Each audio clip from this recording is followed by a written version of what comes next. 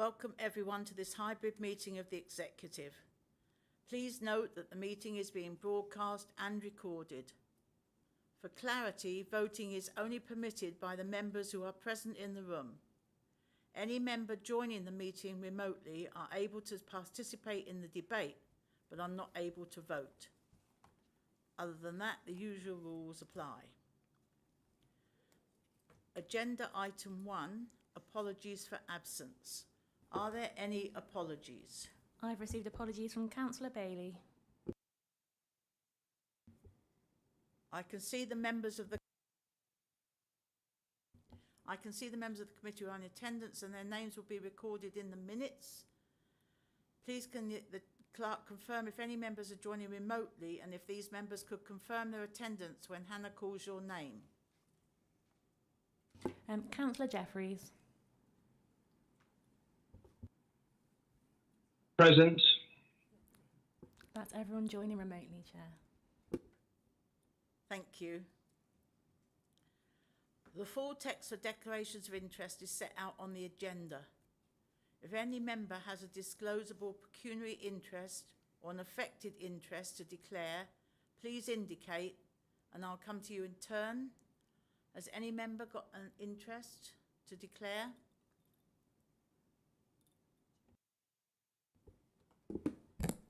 Councillor Neil, Chair, I need to declare an interest in the joint venture. Thank you. Can that be recorded, please?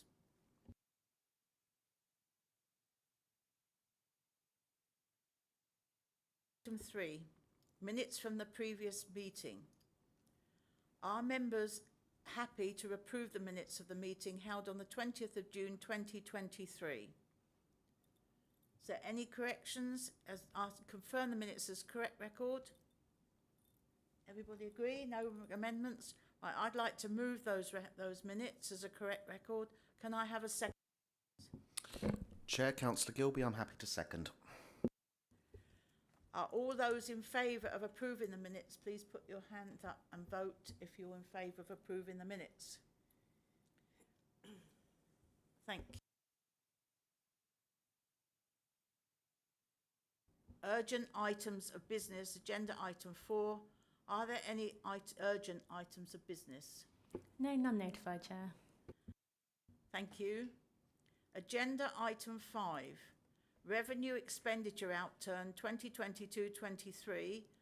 I invite the Chief Accountant, Arthur Parker, to present the item, please.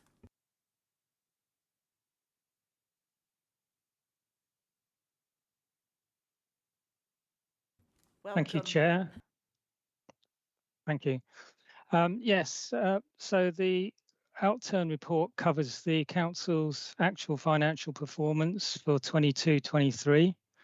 I would say that last year was a challenging year, in particular because of the high inflation present in the economy and the impact that had on pay and prices. But despite those additional pressures, the Council was able to come in with a smallish underspend, £500,000 underspend at the end of the financial year. The main variances that contributed to that are included in the detail of the report and also in more detail in Annex A. Because we underspent, that meant that we only needed to draw down approximately £250,000 out of general reserves to balance the budget. Obviously less than we'd budgeted for, and that left us with a very healthy balance of 11.1 million on general reserves going forwards. On top of the general reserves, we obviously have a number of earmark reserves as well, which are set up for specific purposes, and those are covered in detail in Annex C, which you will be asked to approve at the end of the item. I would like to draw your attention to one of those reserves, and that's the future funding reserve, which can also be used to help balance the revenue budget over the medium term. And at the end of the year, we finished with a balance of nearly 20 million on that reserve, of which 3.6 million has already been committed to help balance this year's budget, but that still leaves just over 16 million available for future years. So overall, we ended the year in a very positive position, giving us a strong financial platform going forwards to meet any challenges in the medium term. I think that's probably all I'd like to say at this point. So we're quite happy to answer any questions that members might have before we then go on to the recommendations arising from the report. Thank you. I'd like to thank you for a very full and it was very comprehensible and I could understand that report. So thank you very much for that. Are there any questions? Councillor Gilby. Thank you, Chair. I'd like to pass on my secondment that was an excellent report. Thank you. 5.4 of the report, I'd like to ask Chair a couple of questions around that. First of all, in quote, budgeted savings were not achieved on essential user car allowances. Could someone please speak to that? And could also someone please speak to the £1 million overspend on ICT projects also under 5.4? Thank you, Chair. Can you answer those points, please? I can cover the essential car and user allowance saving. That was a corporate-wide saving built into the budget, but there was no actual, at the end of the year, there was no actual action in taking that forward. So that saving was not achieved. The ICT overspend was caused by a number of projects. I haven't got the exact details on them, but basically a lot of the projects that are currently coming forwards are mainly revenue focused rather than capital focused. So therefore we are unable to meet them from capital costs, and they resulted in an overspend on the revenue budget.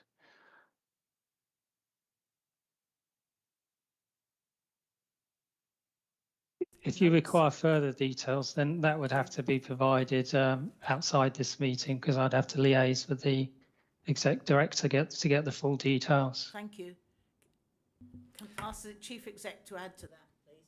Yeah, thanks very much, Chair. And just to add to the additional information that Arthur's provided there, part of that overspend is related to the cloud optimisation project that the council has been leading on to ensure that our IT is more resilient. So that's where one of the issues has arisen. So that said, we've still gone through a value for money exercise. So whilst it has been more expensive than we anticipated, we're still ensuring that we get value for money. Thank you, Chair. Can I just make one comment that, and I looked through it and you can say whether I'm right or wrong, please, but it looks as if most of the underspend in many cases has come from the fact we've got vacancies. So if we'd have had full capacity of staff, that would have been tighter than it even was last year. Is that true? Certainly vacancies have been a factor, but there are also significant underspends in other areas. For example, the interest budget was significantly underspent, primarily because we didn't actually need to borrow in the end. Our cash flow position was much better than we originally forecast, and therefore we didn't need to incur so much in terms of interest, and we ended up not needing to borrow in terms of additional long-term borrowing by the end of the year. So that was one of the areas. If you drill down into more detail on the people side, you'll see that social care costs did overspend overall. But if you look at, you'll see there was an underspend in the children's side and a significant overspend in the adult side. We also overachieved income in several areas as well. Thank you. Are there any other questions? Can I ask Executive Member to move these recommendations, please?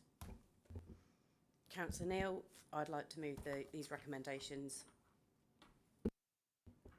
Is there a seconder for these recommendations? Councillor Wright, I'd like to second these recommendations. Thank you. Approve the recommendations like to speak, please? Thank you, Chair.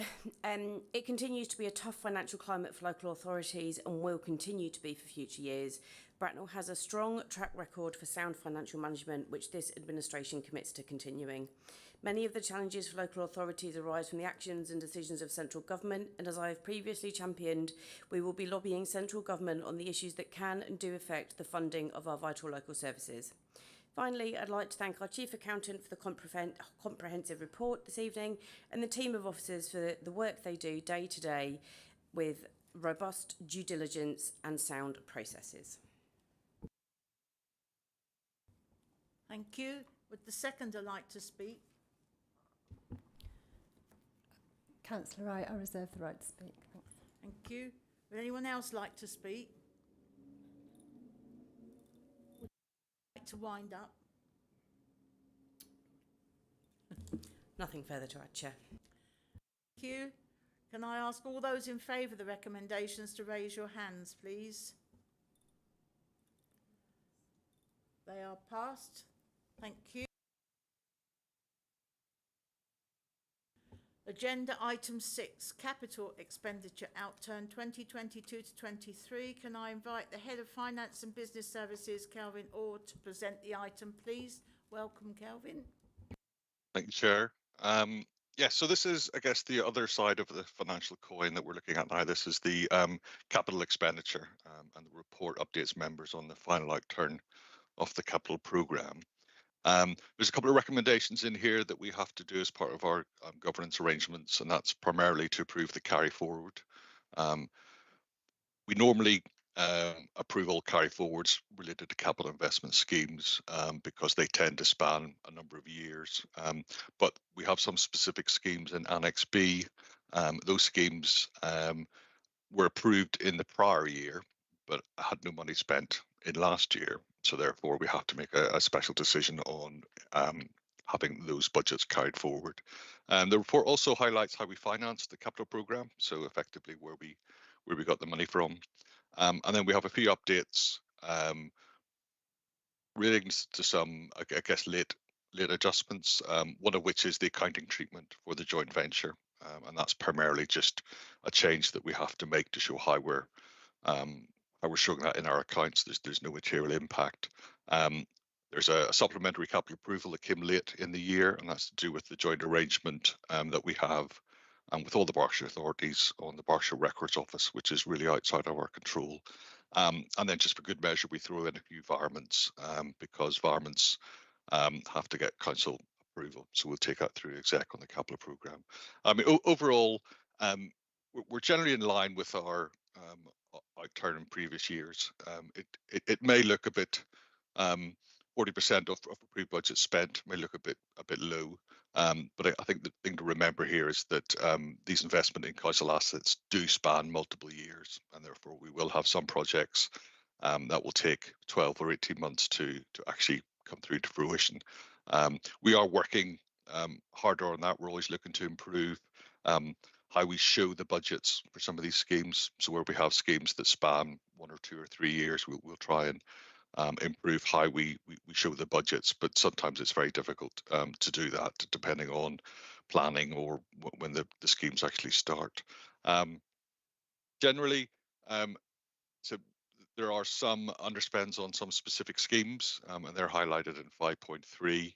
A lot of them relate to either where we've had a contingency in the overall scheme, and we've managed to either value engineer the scheme down or come in well within budget on those, and a few on the schools where, again, at the planning stage, we indicated that there was one particular scheme, there was some significant highway works, and again we were able to re-engineer that, and therefore come within budget. Just touching on the carry forwards, I think maybe there's a couple of large ones in there that maybe need further explanation. Obviously, town centre redevelopment. This is something that has been in our budget for quite a few years. Clearly, economic conditions have changed significantly over the past 18 months. That is very much demand-led. So we will be carrying forward, requesting that carry forward for the town centre redevelopment, and hopefully we'll have opportunities to go back to those plans. The depot project, again, it was a project that was interrupted during its commencement, really. So again, that's all on plan, and we're seeing spend on that in the current year. And then again, groundworks for the Market Street site and depot site. So these are schemes that are complex schemes. We'll have them in the budget at the beginning of the year, but it may take us a while to actually get these schemes up and running. I'll leave it at that. If you've got any information or any questions, I'm more than happy to answer them. Yep. Thank you very much. Again, a really comprehensive and detailed report. And I now ask anybody if they've got any questions to ask. None? Okay, can I ask the Executive Member for Finance to move the recommendations, please? Councillor Neal, I'd like to move the recommendations set out in agenda item 6. Is that seconded? Councillor Purnell, I'm happy to second. Thank you. Would the mover like to speak? Thank you, Chair, and thank you, Calvin, for a further comprehensive report this evening. We have a robust and interesting capital programme and use of resources, and I echo Councillor Templeton's previous comments on the quality of the report, and I'd like to move the recommendations set out in agenda item 6. Would the seconder like to speak? No, thank you. Those in favour of supporting the recommendations, raise your hand. Also, does anyone want to reply? Does anyone want to speak? Or anybody want to speak online? I do apologise. Does anyone online wish to speak? No, sorry, forgot you online. Right, can I ask all those in favour that are present in the chamber, please, to vote? Would you raise your hand if you're in favour of these recommendations? Thank you. Before we move on to the next item, can I just confirm that Councillor Bidwell has joined the meeting remotely? Yes, you can. Councillor Bidwell online. Thank you.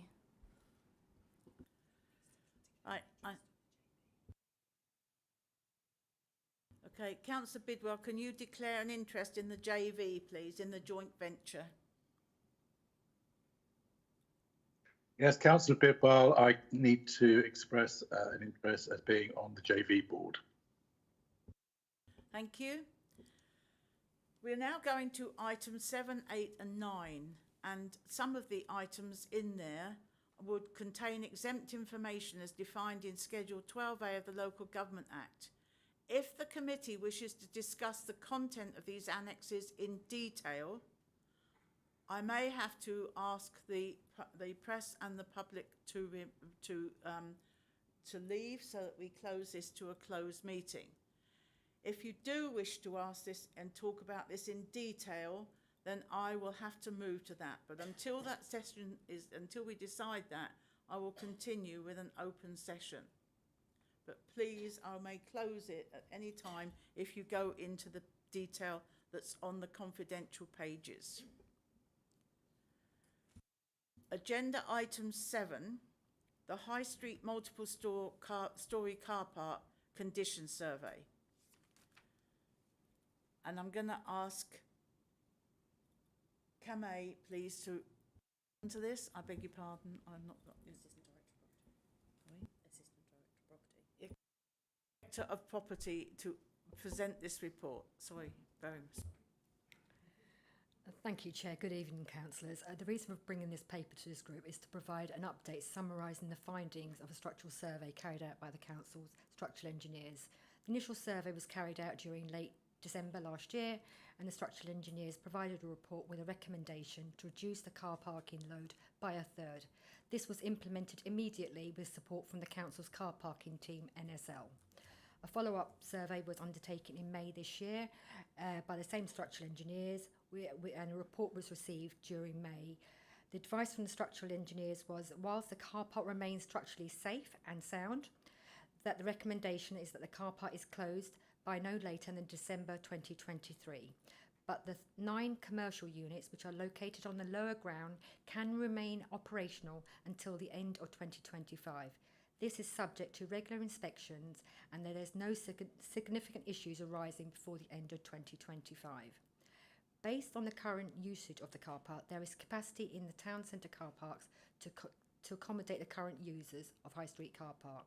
Therefore, this paper is seeking approval to close the car park at the end of October to enable the decommissioning of the site, including erecting, hoarding and safely securing the site by the end of December this year.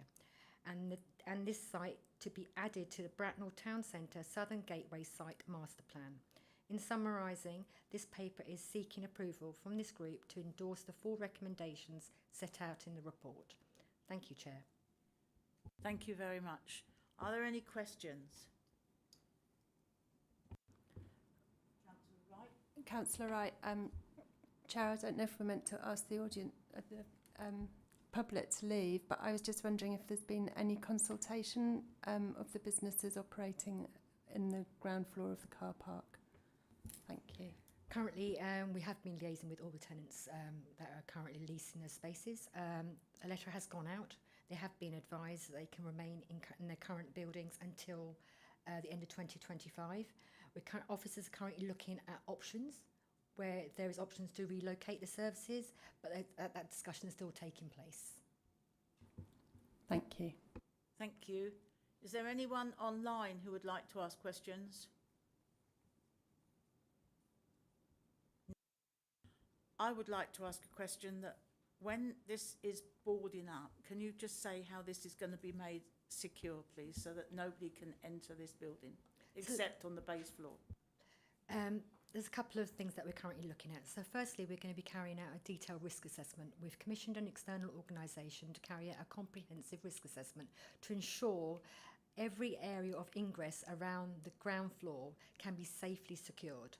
So the current plans are to erect hoarding to the entire site and to install steel plates to be fitted to all external doors and to all staircase enclosures. So if someone was to get in through the first point of entry, they would not be able to get up to further levels.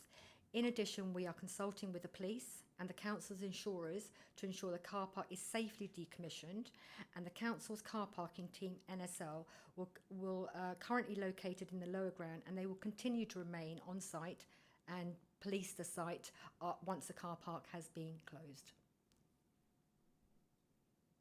Thank you very much. Are there any other questions? Can I ask a member then to move the recommendations set out in this report, please? Councillor Neal, I'd like to move the recommendations set out in agenda item 7. Thank you. Is there anyone to second that, please? Chair, Councillor Gilby, I'll second. Would the mover like to speak? Thank you to the Assistant Director of Property for your thoughtful and comprehensive report this evening. It is paramount, as discussed, that the building is and will be made safe in the interim, and that it is prudent that this decision is made in the interest of safety. It also presents further opportunity for the Southern Gateway development in future. The asset is ageing and options have been explored, and we are committed to working with the tenants to provide alternative provisions. Thank you. Would the seconder like to speak? I'll reserve, Chair. Thank you. Anyone else like to speak? Anyone online like to speak? Would the mover like to sum up? Nothing further to add, Chair. Can I then ask all those in favour of the recommendations raise their hand? Thank you. Item 8 even, the joint venture progress. Could I invite the joint venture business partner, Sarah Holman, to present the item? And again, I remind you, if you wish to go into detail, which is on the pink confidential papers, I may well have to close this meeting and ask the press and the public to leave, but we will continue open as long as we can. Thank you.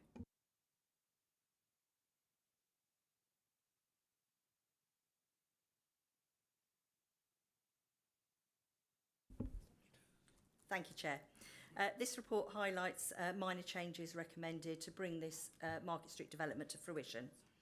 The agreed approach remains the same and responds to viability challenges to ensure that an above amount of affordable housing is delivered on the site. The primary driver of the JV is regeneration, and with the Council having already agreed the site settled development plan in November 2022 and having secured planning permission in February 2022. To confirm, the Council is contributing 50% of the development costs of the development. However, these costs have risen over the past 18 months by around 10%. This does not mean that the Council is contributing more than 50% of the costs. These additional costs will be split equally between ourselves and the JV partner. The costs are made up of a mix of inflationary costs and some rephasing of the expenditure. Further details are contained in Confidential Annex A. Moving forward, recommendation 2.1.2 covers a legal agreement which needs to be negotiated with the joint venture to cover the agreement and costs for off-site car parking provision in town centre council-owned car parks. This provision is contained within the February 2022 planning permission. The recommendation is that this is delegated to AD Contract Services. Please note that in the original document sent out to the executive, it said AD Commercial Services. It is in fact delegated to the AD Contract Services. Moving on, recommendation 2.1 picks up the requirement for the council to investigate aligning town centre car parking and climate change initiatives. This is particularly important as more people choose to call the town centre home.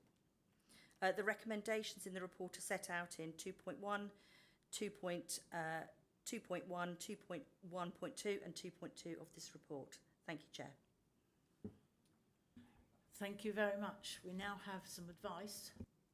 Yes, just that Councillor Neil and Councillor Bidwell, if they could leave the meeting for the debate and vote on this item, and we'll call them back in once the item is over. Did you hear that, Councillor Bidwell? Thank you. I can confirm he's left the meeting. Thank you. Right. Are there any questions, please, on this? None? Thank you. Can I ask somebody to... Are there any questions online? That's you, Councillor Jeffries? No? Can I ask for somebody to move these recommendations, please? Councillor Wright, I move these recommendations. Thank you. Can I ask for someone to second them? Councillor Purnell, I'll second. Thank you. Would the mover like to speak? Chair, I will reserve the right to speak. Thank you. All right, thank you. Anyone else like to speak? I would like to say I think these are really exciting times with this movement forward, affording affordable homes, a high percentage of affordable homes, and I'm fully in support of doing what we have to do to support this project. So thank you. Would anyone else like to speak? Would the mover like to wind up? Just to support, oh sorry, Councillor Wright, just to support what you said, Chair, we know that there's a need for affordable homes in the borough, and this is a very exciting venture, and the sooner it's open, the better. Thank you.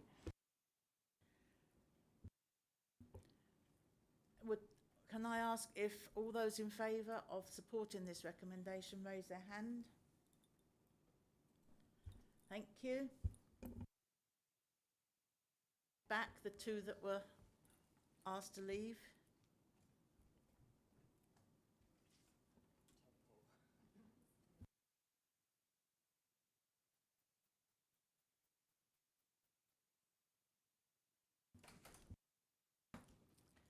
Agenda item 9, Supported Living Strategic Procurement Plan.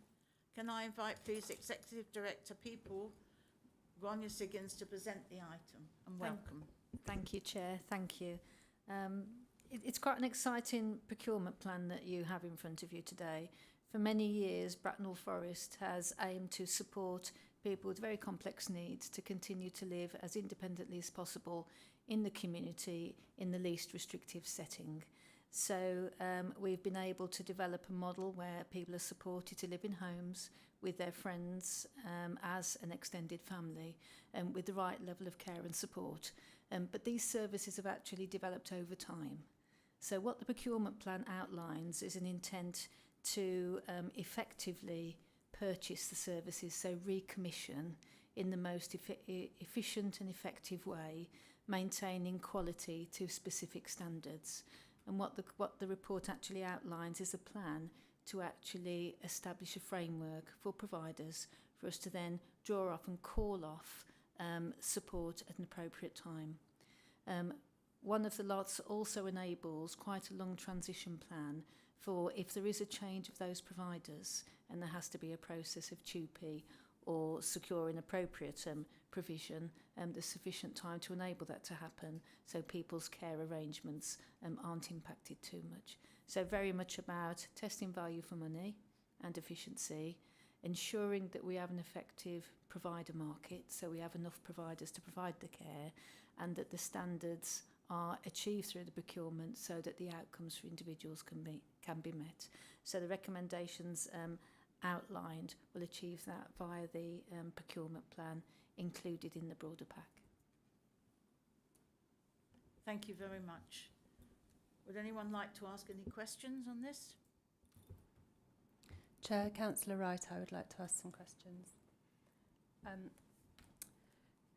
Thank you for the report and the procurement plan. It is clear that a lot of thinking has gone into the proposal. My first question is, it's important that we keep people as safe as possible in the community. Please can you tell me how this proposal will support that? By having a clear specification that outlines what the support provider will assist with, it gives a clear process for risk management, support, and designing those services and plans around the individual's needs. So they're very specific, very bespoke, and the providers then are supported to provide the right level of support for those individuals. In addition, there will also be a framework monitoring process where the providers are effectively monitored on the type, nature, and outcomes of the care and support that they deliver to individuals. Thank you. Has anyone got any other questions? I know that there are a lot of challenges with the workforce and adult social care. How will this proposal impact on that? Will this help us have enough care workers in the borough? Thank you. So we've already got a whole range of providers providing the care and support for the cohort of individuals indicated. I think it's a really good question because it's a broader point about care and support. What our commissioning team have been doing is been proactively working with a range of providers to ensure that they are able to recruit sufficient staff at the appropriate salaries. So we have been very successful in increasing the hours of care and support that we have to deliver care in the home in Bracknell Forest through proactively working with the providers. Thank you. Councillor Bidwell, would you like to ask your question? Well, I think Grania, thank you very much. I think you've answered it for me.